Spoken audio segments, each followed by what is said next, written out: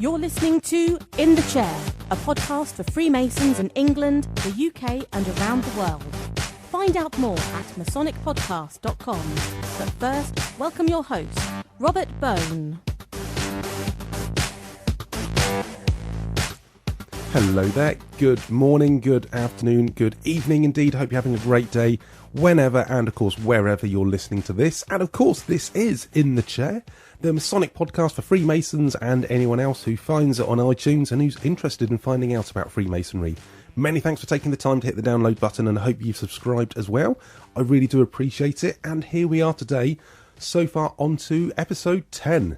Which cracked the double figures. Wasn't too sure if we would get this far, and we have, and we've got loads more lined up, which is fantastic. Tell you what, I'm actually going to pretty much crack straight on with today. Today is a little bit different than the usual interview, in that I'm actually interviewing two people. We're more of a discussion. More, actually, I'd like to think that you're listening in on a conversation between three like-minded people. Hopefully that's how it comes across, which is exactly what it was. Just a quick bit of background. Who I'm talking to today is Mark Davis and James Birdseye, both of which are young Master Masons. They're currently working their way through the offices. In fact, I attended their lodge installation ceremony. I'd actually already been communicating with Mark via Twitter. They are both into social media, using social media to promote themselves, to promote their lodge, and to promote Freemasonry in general. So that's how I sort of first hooked up with Mark. Realised actually by complete coincidence that he's actually a member of a lodge that I'm going to be visiting. So I visited the lodge, and whilst there I met James as well. And Mark went in as a Senior Deacon at the installation, and James Junior Deacon. So they're both the deacons. If you're already a member of Freemasonry, you know those deacon roles. Those are great. You're actually out on the floor doing stuff and getting involved in it. So speaking to them, they both have great enthusiasm. Great love of Freemasonry, and that really comes across. So I'm going to get on, and I will say, of course, there's going to be a few links. We're talking about websites and Twitters, those sort of things. Although it's mentioned in the interview, I'll recap at the end, but in the meantime, you can always go onto the show notes, which is masonicpodcast.com/10. That's the number 10, because this is episode number 10, and that will also have all those links and all those Twitter addresses and everything as well. But obviously, we'll recap that at the end. If in any doubt, go onto Twitter, find me, it's at Masonic Podcast, add me on there, and no doubt you can see all the conversations as they happen. But I hope you enjoy this interview with Mark and James from Old Sunning Lodge.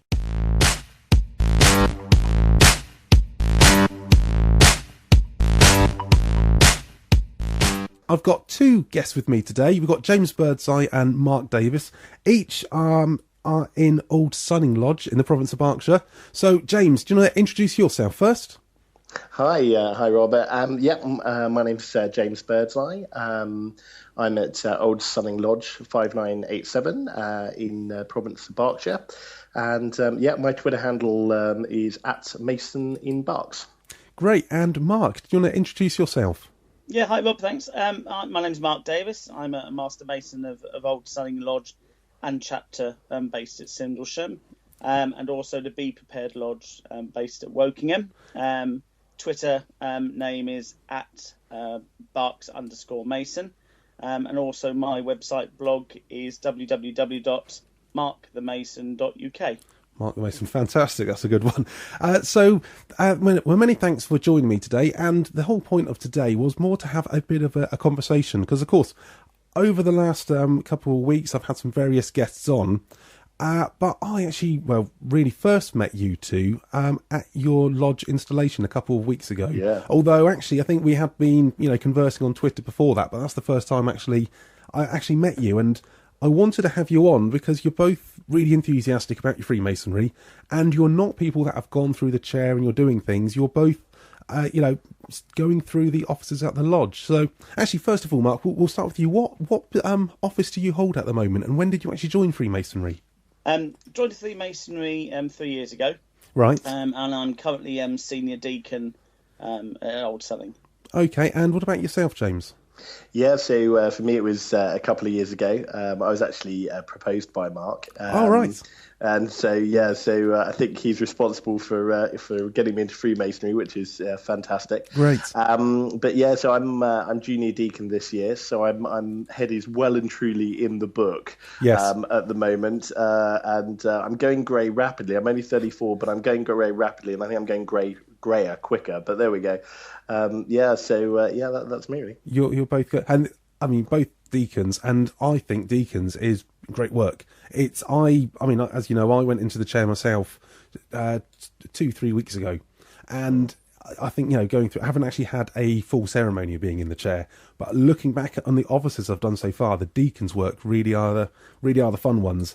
I mean, obviously, Mark, you've hang on, who's the senior deacon again? That was Me? James. That's Mark. me. Mark's senior deacon. So you've obviously gone through it. The junior deacon, how did you find that year?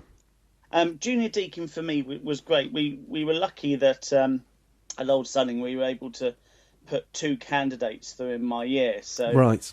Being able to take 2 new Masons around the lodge for their initiation ceremony was brilliant. It's a great ceremony, and I think the Junior Deacon work, many people have said to me that it's one of their most favourite jobs in the lodge, and to me it was great. You get involved, you learn your first bit of ritual, as we call it, and it's good to be able to take new Masons round and give them an experience which sort of they'll remember, which is the day you walk into the lodge. Yeah, that's definitely a good way to put it, actually, because that is really genuinely, people's first contact, their first, going into the lodge, is you obviously have that bond with the junior deacon, because they're the person walking you around, and I think that's a very important role to have in the lodge. And obviously those candidates coming in are always going to remember that, and you're probably going to have that memory of walking them around as well. Definitely, for me, it was a great experience. And sort of the first time you do it, it's brand new, and you're quite nervous. And I was quite lucky. Then we had a second candidate, so the second time around, it's even more comfortable. And I thoroughly enjoyed the work of Junior Deacon. Yeah, it was good. Yeah. What's brilliant. also good, and James, you'll probably get the benefit of this, is whereas you might have done something like, actually, James, have you done something like the working tools or anything in lodge yet? Absolutely. And at Old Sunning, we've sort of, I don't know if it's a tradition sort of in every lodge, but I know in Old Sunning we sort of have done the situation that someone's had their first, and then after their first they'll then learn the first working tools and so on and so forth. Oh, okay, that's a good way to do it's it. really nice. So literally each position, then after sort of the second, then learning the second tools as well.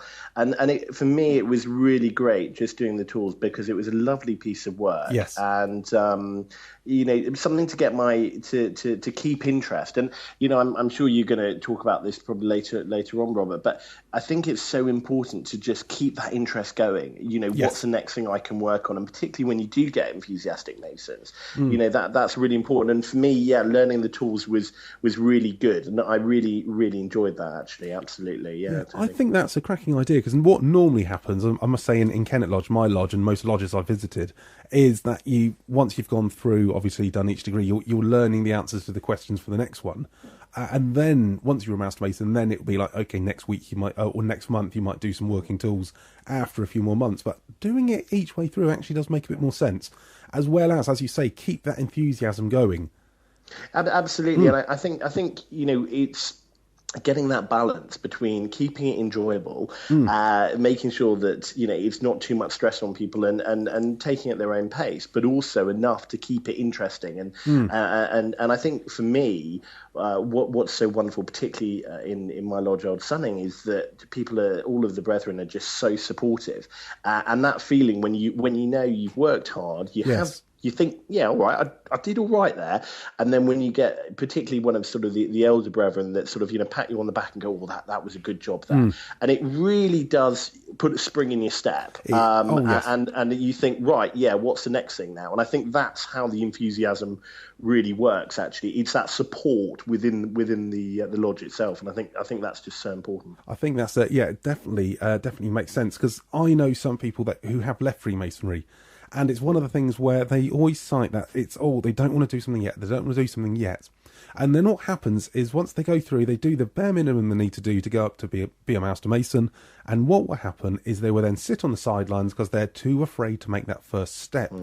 And then then it starts becoming boring because all they're doing is going each month, they're paying all this money to go and sit on the side and watch other people do stuff. Whilst each month their waiting makes it seem more unattainable. But I wouldn't say thrown in at the deep end, but just by having to do something like get familiar with the working tools, no pressure on it because people are going to realise you've literally just come in, you've got no idea what you're doing, and then before you know it, you're up on the floor and you're doing work.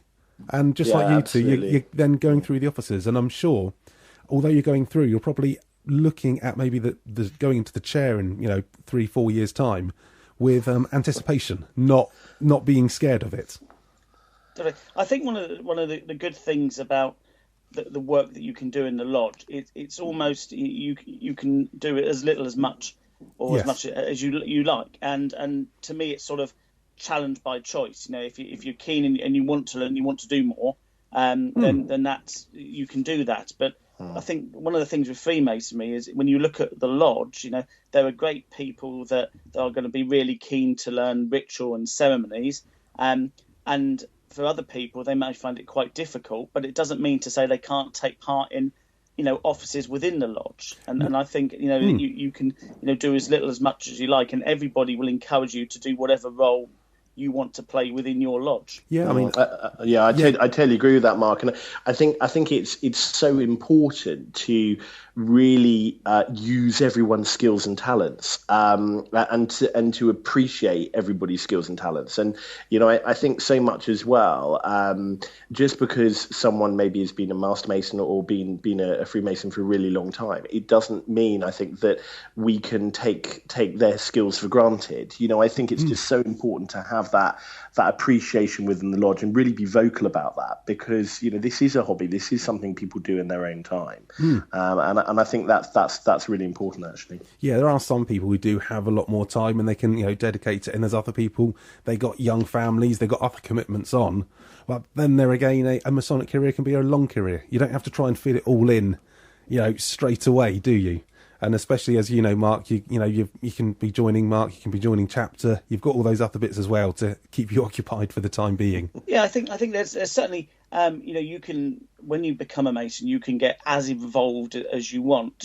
But the ultimate thing is that your family and work must always come first. Yes. This is our hobby. It's a hobby we love and we thoroughly enjoy. But again, you can allow it to take up as much time as you want. You can just do your own lodges, or if you want to get involved in other things. I joined chapter only a while ago, and to me that's something I was interested in, but there was never any pressure to join something else. I joined it because I wanted to join it, not because anybody said, oh, you must do this just because you've become a Master Mason. And for me, you can take it at your own pace, and everybody's own pace is going to be very different, and I think that's an important thing. You do as much or as little as you want. Yeah, there's a guy in our lodge who literally he's become a Master Mason now. He's not a member of anything else, and he just likes coming along 5-6 times a year, sitting on the sidelines, watching everyone have their fun, and going around selling some raffle tickets and generally having a bit of a night out. Fantastic. And that's absolutely and fantastic. For him, you get the other people that are literally. I mean, I've been doing a bit of visiting, obviously, recently, and it's almost been like every lodge I've gone to, you sometimes see some of the same people there because they almost are. They're out 3-4 times, 3 or 4 times a week. They're going out, but for them, they haven't got much on. They haven't got many other hobbies. Maybe they haven't got so much family, and for them, that is their family. They're going out and they're really getting into it, and you got the whole spectrum in between. So it's a great fraternity like that, and the whole age range. You speak to people that you'd never normally talk to as well, don't you? I totally agree on that. That's the thing that is just so fantastic, is that particularly for me, the thing I think probably we all love, but the festive board particularly, when you sort of walk in, and we went, both Mark and I went to a new lodge that we hadn't been to before. This week went to Marlow Lodge. Okay. And just literally the second we walked in, and we were sort of moving towards being late, so we were a little bit stressed. Guys, fantastic to see you. Come on in. And then as soon as we had the festive board, I was chatting 3 or 4 Masons that I've never met before. And, they were just fantastic. Right, big age range. One was quite an elderly brother. Yeah. Other was sort of similar age to me. And we just maybe wouldn't have talked in normal life, but you realise how much you've sort of got in common, and it's just it's a lovely, lovely experience in that. It's just nice. It's a nice, well-mannered, sort of beautiful occasion, really. And every time that I go to a new lodge, it just amazes me that it sort of always seems the same, and I'm always really welcomed, and I always really enjoy it. And I'm sort of waiting for the bubble to burst, but it hasn't seemed to burst yet. Brilliant. Well, don't tempt fate then, James. But actually, one thing, of course, you're saying about your lodge, Old Sunning Lodge. One thing I learnt, which when I visited, and actually it's I visited because I was having to step in as senior warden because the way things work. I think and your new master is going to be coming into will be helping out when I have to install my predecessor later at a later date. So I was there, we're doing the bits, and someone stood up and said about Old Sunning was almost at the stage a few years back of having to hand in their warrant, which I found quite shocking. Yeah, it was actually. It was a big shame. The Old Sunning Lodge is quite an old lodge. It's got a big history, but they did go through a stage where the membership dwindled, and they were struggling to find new members, and we then had some assistance from sort of the provincial support team, which was absolutely brilliant, and we then had an influx of members. We had Jason who joined before myself, right? I joined following him. I brought James in. We've brought then 2 other Masons, and we've now got 3 candidates waiting to join. So wow, it's really turned the lodge round now. And James has got a busy year ahead of him as Junior Deacon. Yeah, very much so, definitely. Mark keeps reminding me, but I'm telling him, well, that's good. I can have a couple of goes before I do it for real, but apparently that's not okay. I'm going to have to put the ground running, I think. To be honest, it'll be once you get the hang of it, once you get the hang of the perambulations and just working out, in both deacon roles, once you work out the formula behind it, it then makes sense. It's trying to work out what that formula is behind it, and then it kind of makes sense. But I mean, one of the things, and I've been visiting, obviously, over the last few weeks, quite a few installation ceremonies, and I found the best lodges are the ones when it comes to investing the master, lots of people have to get thrown out, because just for people that listening that don't know, when a new master's put in the chair, the only people that are in the room for that time are the people that have already been master of a lodge themselves, which means any of the newer Masons have to leave the room for only about 5 minutes or so, just whilst they go through that little procedure. But for me, when people have to leave, it shows that it's a lodge which is growing, because there's people in there who haven't been through the chair, which means they're not having to recycle people. And I thought, although Old Sunning Lodge wasn't a big lodge, lots of people had to leave the room for 5 minutes. And, it shows that you've obviously got a few people coming through the offices. So how many Master Masons have you got at the moment? Obviously in offices going up through the ranks. We've got 3 Master Masons. Right. We've got Simon, who is a fellow craft, and Rob, who's a fellow craft at the moment. So for those that don't understand, that's the level before you become a Master Mason. And then 3 potential candidates. So we're going to have a nice run of light blue Masons taking up all of the progressive offices within the lodge, which is great, and it's there's a lot of enthusiastic new members where the more senior members now can take the role of teachers and teach us how it's done. Yes, which is perfect. Sorry, James, you're saying? Yeah, no, actually, I was just completely going to agree with Mark there. I think what's really positive is not just that we're getting new brethren through sort of light blues. It's also that hopefully with sort of all the brothers that have been there for a long time, we really can learn off them and learn literally off the masters that have done it for so many years. And without, particularly, you mentioned the provincial sport team, without their help, which they. Some of the support teams still come and sort of come to the LOIs and such like, because they have such a good time, really, which is lovely. So we're really blessed by that, actually. What I think is awesome as well is that the two of you, obviously, and everyone else in Old Sunning, are enthusiastic. I saw a presentation the other day by a chap called the Right Worshipful Ray Reid. Part of it, he's done a survey of 18,000 Masons to find out how should we say, some of the problems with Freemasonry. And I think what was happening is people were getting bought in because they felt under pressure from Province and, to get more members. So they were dragging people along, but maybe not getting people that really were right for Masonry.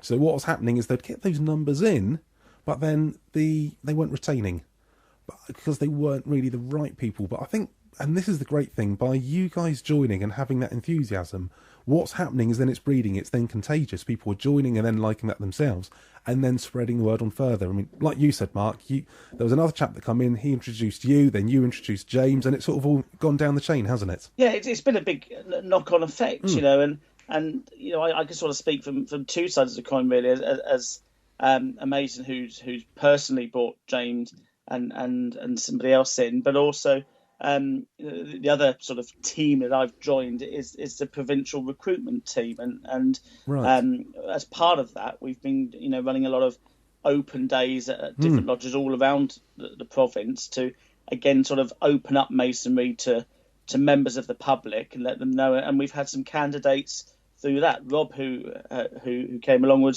who joined our lodge a year ago, came from one of the provincial open days, which was great. Okay. Yeah, I know they have had. I know they've got some coming up on one in Wallingford. I know all the centres around the Province of Berkshire.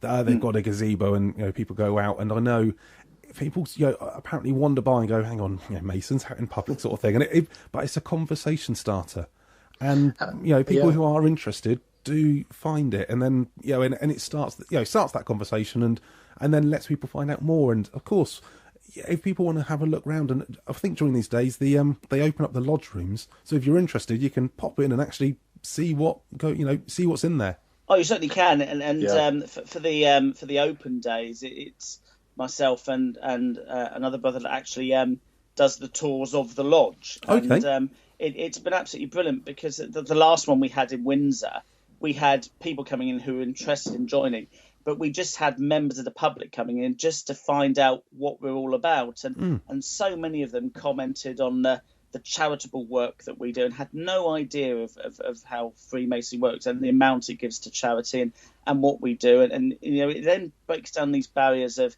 people still thinking it's full of secrets and everything's behind closed doors.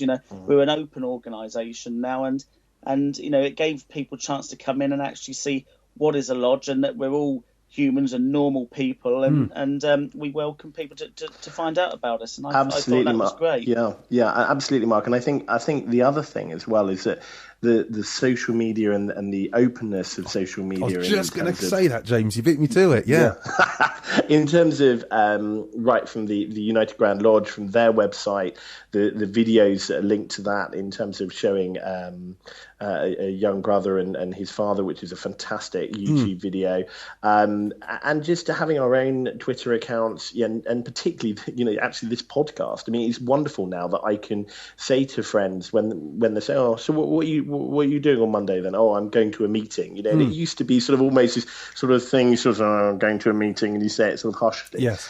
Now people are sort of asking questions, and the great thing is I now have somewhere to put them towards, and I think particularly the way we access information now, the idea of sort of saying, "Oh, to be one, ask one." Well, some people don't necessarily know someone who's a Freemason, but they do have an internet connection, and that it's all available now, and I think that's really exciting. Well, one of the things actually, funny you should mention that. When I don't know if just now I said about Ray Reid, who had given this talk. One of the statistics he gave was actually about new Masons joining, and generally the idea of is you don't tell people what it's about. The idea is, "Oh no, won't tell you. When you join, it will ruin the secret if I tell you." Whereas in what happened is, he said, when the people that I'd find on the internet and just do a bit of a Google search, find things maybe like this podcast, find things like your websites, find things like the provincial websites, see these videos on YouTube, listen to things like this, and then find out really about what it is, and then go, "Yeah, that does sound like something." Whereas the people who are brought in blind, maybe by their friend who says, "I can't tell you anything, you've got to wait," will then join and then maybe go, oh, this isn't quite what I was expecting. And therefore, that's the difficult bit. Yeah, I think that is a difficult bit, because when you've got it like that, and it's all sort of, we can't tell you. You don't know what you're joining, and you want to do, a little bit of due diligence. You want to do a little bit of research to find out, and then then when you do come in, you learn more and more. And I think for myself, one of the important things, and one of the reasons I started my own sort of blog and website is to try and sort of translate, in a way, everything that happens in Masonry to people who are non-Masons who are interested, so that when you hear terms such as ritual and regalia and working tools and things, it's not all foreign speak. You can then get somebody who says, well, this is actually what it is, and it can sometimes, our terminology that we use can seem a little bit off-putting to other people. I think to translate that is really important. Yeah, the guy that proposed me, I remember him telling me about there'll be this and there's this worshipful master and we do all this ritual and stuff. I'm like, oh, crikey. I mean, I kind of went with it because I had confidence, and there was something about it that sort of said I should find out more about this. But the terminology he was using was quite off-putting.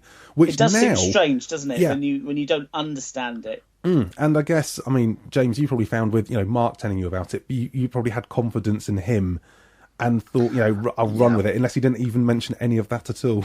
No, absolutely. And it was very much the thing was, just go with it. It's going to be a bit odd, but go with it. And I think that was really helpful, actually. And I knew obviously, the internet, everything's there, and you go to a library, everything's there. But I deliberately didn't actually look at anything, and I deliberately wanted it to be a surprise, really. And I think that was fantastic. But also, I had a very good idea before I joined Freemasonry of the charitable works that's done the organisation. I had a bit of an idea of what was going on, and that's just because, as I say, the website was very good, Twitter was very good, and I think a lot of men that are thinking towards joining, I think they probably have a good look, maybe 6 months, a year before, and have quite an idea actually before they sort of they make that step. Yeah, because one thing that I was thinking of earlier on today, a little analogy I thought, is if you're telling a friend about a film, you don't want to ruin what the actual, you don't want to ruin the storyline, but you don't mind giving a bit of a trailer. So, for example, you wouldn't say to someone, you should watch this film, what's it about, cannot tell you. You might at least say, well, it's the new Bond film coming out. So you'd give a bit of an idea. You might give a bit of a trailer for it, where you'd say, oh, it involves this chap who does this and he does that, and you might say, well, it's the high kicking karate film, or it's a rom-com or something like that. But the idea is, you can, if you're telling someone about a film, you'd still give a brief synopsis of what it's about and the style of it. It doesn't mean that you've got to say what the twist at the end is. And I think that's what maybe people have to do when we're talking about Freemasonry, is we need to tell people to say, what it is about. And I think if people would maybe get that analogy into their heads, and people will be a bit more free to talk about it, but really realise, hang on, would I want to ruin the kicker? I mean, I guess the cliche is that film, The Sixth Sense, where you'd say to people, Bruce Willis is this psychologist guy, and he's chatting to a kid who sees ghosts, and sees dead people, whatever the phrase is, but you don't want to ruin what the twist is at the end of it for them. No, that's absolutely spot on there. Yeah, that totally makes sense. Definitely. So I think and I think it's using this sort of thing in the social media as I think us, how should we say, us younger guys may have to sort of like take the lead on that side of things, because you guys are the new generation. I think it's great. I mean, I've been surprised, and certainly the older members of our lodge who, Facebook and Twitter has been something, they wouldn't even have attempt to have got involved in. Some of the older members now have all signed up to Facebook and Twitter. And think it's absolutely brilliant, and been shocked at the amount of, Twitter especially, the amount of lodges, provinces, Masons that are on there. And you can find out what's going on. You can get little short information bursts, far more than you would ever hear if you were just waiting for it to come on the grapevine, you know, and you can then spread the word of when your lodge is having meetings, and lots of people can really communicate by that. And I think it's great. And I think it's the way to go. You have to adapt. Lots of younger people now use Facebook and Twitter. And for me, Freemasonry has had to evolve and adopt these practices. Although we've got a lot of history and a lot of brilliant tradition, we've also got to be new Freemasons as well, and this is the way to go. And I don't think it's mutually exclusive, Mark. I think sometimes it's sort of it can be seen as, oh well, yeah, this is for young people and this is a young person's thing, or even this is the way we've got to go completely. And I actually think it's all about complementing. In terms of, particularly with this podcast, it's all about complementing what we do, and it's not that we're suddenly going in Freemasonry going to stop doing ritual or stop having a festive board or such like. It's literally just another way of talking to our brothers within Freemasonry, but most importantly to reach out and say, look, this is something we really love, and we think you might really love it as well. And I think that's really powerful. Yeah, I think that, James, you said it really well then. I think, pretty much, it sums it up, I guess. I mean, you could sort of say I think some of them are afraid of change in a way, but it's like, no, that's what's happening inside the lodge room. We're inside the Masonic centres, the festive boards and everything. That's remaining the same. It's just what happens outside of the lodge room. The other 30 days of the month when we're not at meetings, those are the bits that need to modernise. Definitely. But I think, certainly with Old Sunning, one of the things I really enjoy is, the work that we do inside the lodge in the meeting for non-Masons to understand is, we take that very seriously and we want to do it really, really well. It's like performing a play. You want to give a good show. But then what Old Sunning does really well is social activities and getting together as friends and as lads, after it, having a drink in the bar after and a good bit of banter and fun. So, I suppose a lot of people will say work hard and play hard, and Old Sunning really does. But, we take it all very seriously. But when we're learning our work and we've got lots of instruction and things like that, we have a lot of banter, but a lot of learning takes place as well. And at the end of the day, we are Freemasons, but the other side of it is we're really good mates as well, and we get on, phenomenally well. And it's an absolute joy to be with these guys who I like to sort of hang out with. It's brilliant. Yeah, and I think, Mark, on that point, actually, in terms of lodge of instruction particularly, I get just as excited and have that spring in my step before an LOI as I do a meeting. And actually, it's because for me, I find the learning quite hard, actually. I'm dyslexic and I find it quite tricky. But I find if I'm in a position where I'm enjoying myself, when I feel supported, then I do really well. Second that I feel a bit stressed, I can feel my neck tightening up, and then everything goes to pot. And I think that's what's so lovely about a really supportive lodge is that learning takes place, and we do it seriously, but also have really good fun. If that's not juxtaposition, but I think it sort of happens like that. And we really, really enjoy the learning, which is great. Great. Well, I'll tell you what we'll do is we'll move on a bit now. As you probably know, I know that you both are avid listeners to the podcast, which is fantastic. Normally what happens is I finish by having a few quick-fire questions with my guest. They're meant to be quick-fire questions, but they never seem to be answered quite as quickly as they're fired out. And I think that's the nature of these questions. So I'll ask you two some of the questions, if that's okay. Yeah, actually, I'll tell you what, Mark, as your senior deacon, you can take first on the first one. That's probably best. Okay. So obviously, quick fire questions. So here we go. So Mark, why did you join Freemasonry?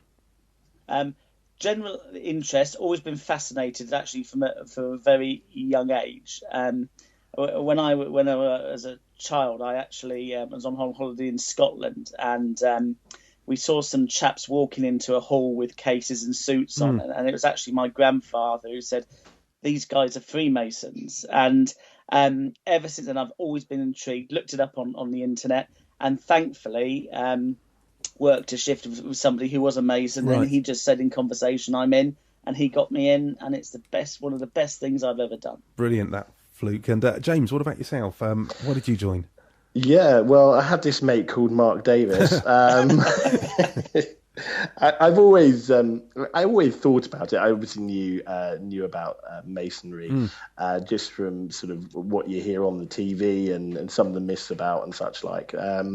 But I'm in the ambulance service, and I've had quite a few people in the service that were members, and had a sort of word with them a few years ago, and they said, "Oh yeah, you should do it. It's good fun." Didn't really sort of pursue it really, or do much about it, and then found out that Mark became member, and said, "Look, you'd really enjoy this, mate." I was like, well, okay, yeah. So I had a little bit of look again on the internet and such like, and talked to my wife, and she's been really supportive. And thought, yeah, okay. And the process all happened quite quickly, really, which was great. Brilliant. So, one of the things, and I always do this as a little prefix to the question, it's one thing to bring new members in. I know we touched on it earlier.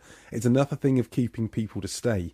Because as sometimes happens, people get bought in, they don't know why, they just get told by their friend they'll enjoy it. But I always think, why did you continue to stay? What made you continue? So Mark, why once you found out what Masonry was about by becoming one yourself, how come you've kept it on to go through the offices? Because I absolutely love it, and it's a thoroughly enjoyable hobby. But it's the welcoming, it's the people you meet. I put out a tweet yesterday which sums it all up, and it said that in Freemasonry there are no strangers, just friends you have not met yet. And to me, it's the welcome. I can go into a lodge where I don't know anybody, and I can potentially walk out with another 30 friends, and it's great. Right. And yourself, James, how come you're still here? Well, I'm afraid it's exactly what Mark said, really. It's that feeling that literally you just go to the bar, you start chatting with someone, and they seem to listen to you. They seem to really care. And I'm very lucky, and I'm very blessed. I've got friends, got many friends from different sort of sections and work and such like. But I think my friends in Masonry, what's so wonderful is that they are from such a wide background. They really are, and a wide age range and that sort of thing. And I just find every time I go into the lodge and I see the brothers again, I get excited, and their encouragement is why I keep going. It's the encouragement that they want me to do well, I want to do well, and we want to see the lodge as a whole do well. And I think that's just a wonderful thing when you see the lodge moving forward year on year. And it's great. I just absolutely love it, and it's a fantastic organisation. And if anyone's listening that's thinking about it, just do it. Just absolutely do it, because it's brilliant. You've jumped ahead, because that was going to be my next question. Any advice to people? You know what the questions are going to be. You've probably listened to 9 other episodes by now. To be honest, I was actually going to ask you sort of jointly yourself what your thought was joining. Mark, have you got any advice to people that might be thinking of joining? I would certainly, have a look at on the internet, but find out as much as you want. Any Mason would be, very happy to answer questions and be very straight with people. I mean, I'm very happy that I've had people, from my website and get in touch and on my Facebook page to ask some questions. Find out about it. Get the support from your family, which is ultimately very, very important. Your partners, wives, family have got to support you in doing it. Yes, it's going to take up, it could be a day or two, a month, but the family have got to be right behind you. And then that once you join, there's no pressure. There's no pressure to join. You can come and ask questions. You can visit a lodge, and it will be one of the greatest organisations I think you can join. Your social network will suddenly expand. But also the other side of what we do is you'll be joining an organisation that has its charitable aims is phenomenal, and the amount that you can take part in raising for charity and the work it does, I think it is great. And find out about it. Speak to plenty of Masons. Any Mason will be very happy to talk and go from there. Yeah. So guys, thanks very much. It genuinely has been a great pleasure to have you on. I've really enjoyed our bit of a conversation. We've probably gone way over what we'd thought, but never mind. That's fine. So I'd like to thank you both for taking your time out this evening to be to have this chat with me for the In the Chair podcast. It's a pleasure, Rob. It really is an absolute pleasure. So just to say, both James and Mark are members of Old Sunning Lodge, and Old Sunning Lodge has got a website, oldsunninglodge.org.uk. And Mark, follow Mark on Twitter. It was Barks_Mason. And James's Twitter address was Mason in Berks, depending on how you pronounce it there. So thanks very much again. I really do appreciate the time. Appreciate the enthusiasm that you're also bringing to it. And I mean, it really did show when I visited the other week to see what was a lodge, which was just a few years ago almost going to be closing, to one that is thriving. And it's thriving because of the people like you guys, what you're actually doing, the energy and enthusiasm that you're bringing to it. It's just awesome to sit there and witness it, to be honest. So really pleased with that. So Mark, James, thank you very much. And I think best way to close this bit of a chat we've had is, Mark, your tweet that you put out the other day. I did see that at the time, and just to repeat it, there are no strangers in Freemasonry, just the friends that you've not yet met. And I think really does sum it up really well. So, guys, many thanks for your time. And thank you, Robert. And obviously, thank you so much, Robert. Thank you. No worries. And thank you for doing this podcast. It's absolutely fantastic. Oh, cheers, James. I enjoy it every week. Absolutely. Brilliant. Well, thank you very much, and I appreciate you for listening. So the show notes for this are going to be masonicpodcast.com/10. All those links, all those Twitter addresses to all those websites, and Mark's website and blog as well, are all going to be in there. So thanks very much, and I'll see you guys soon. Thanks, Robert. Take care. Cheers, Mark. Thanks, Rob. Cheers, James. Bye.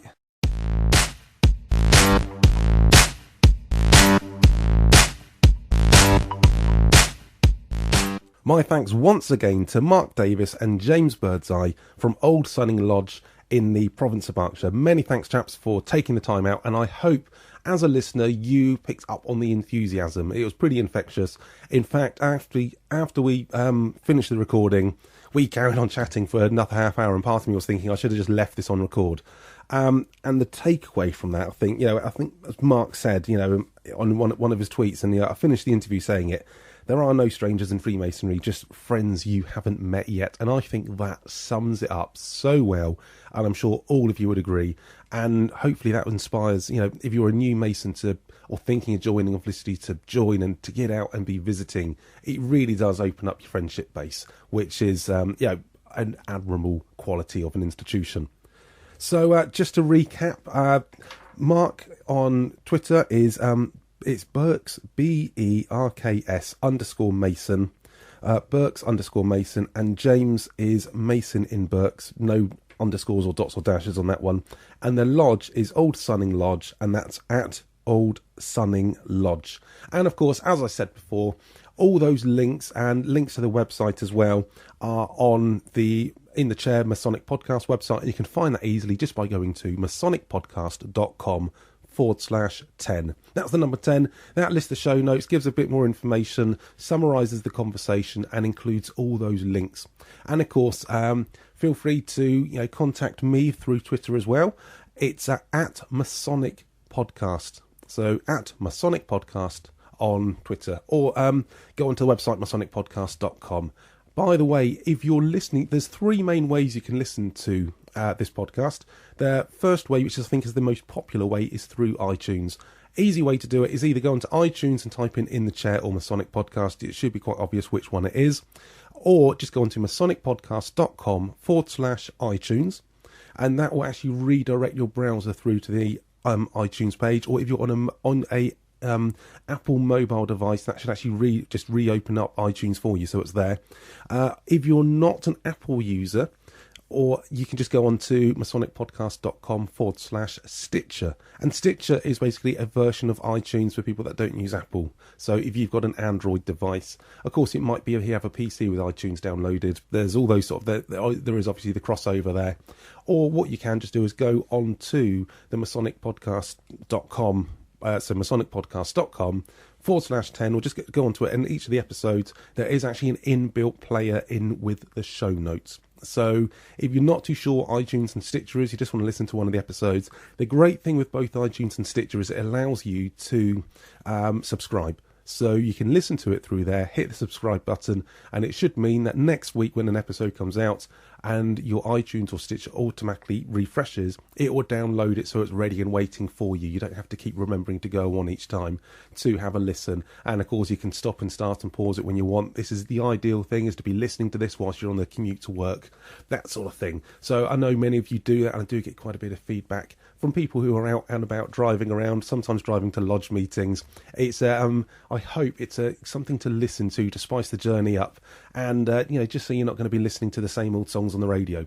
So I appreciate that. And whilst actually you're on iTunes and Stitcher, if you like the show, one of the great things you can do is, if you can, of course, let people know about it.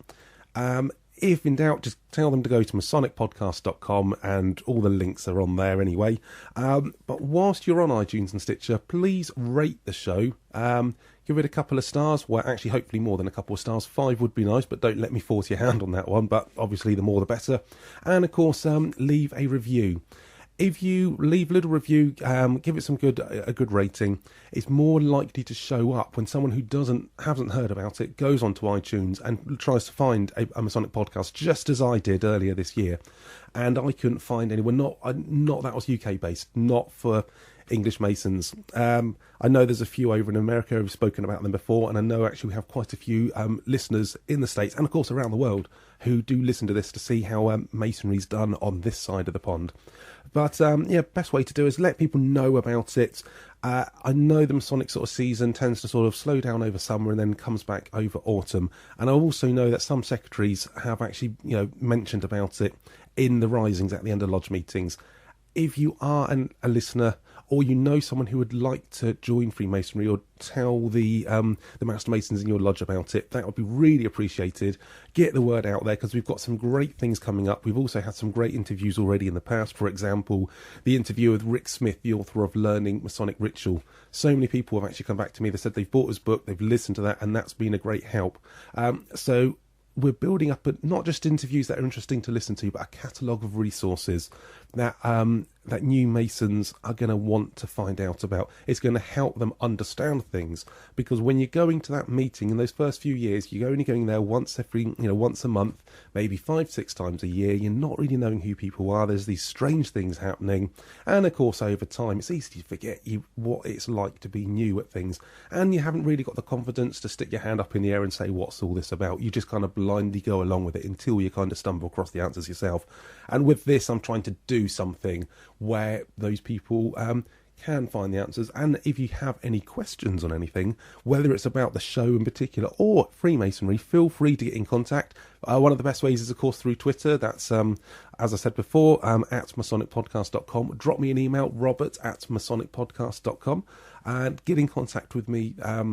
And if you have any questions, then a great form, if I don't know the answers, I can try to cover it in the show, is I can put the answers out there, and perhaps people can come back. And I want this to be more of a dialogue with you as the listeners. So feel free to try to interact on Twitter, drop me emails, and of course go onto the website, and you can, on each of the show notes page, there's comments box at the bottom.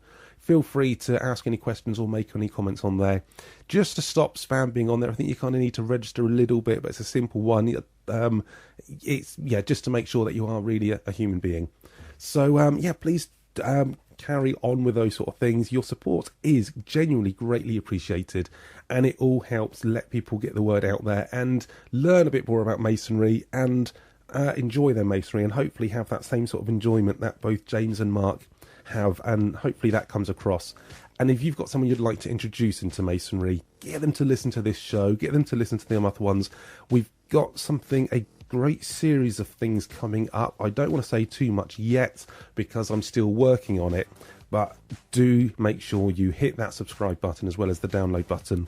I'm going to get on. I will see you next week. Have a great time, and remember, there's no strangers in Freemasonry, just friends you haven't met yet. See you soon. Thank you for listening to In the Chair.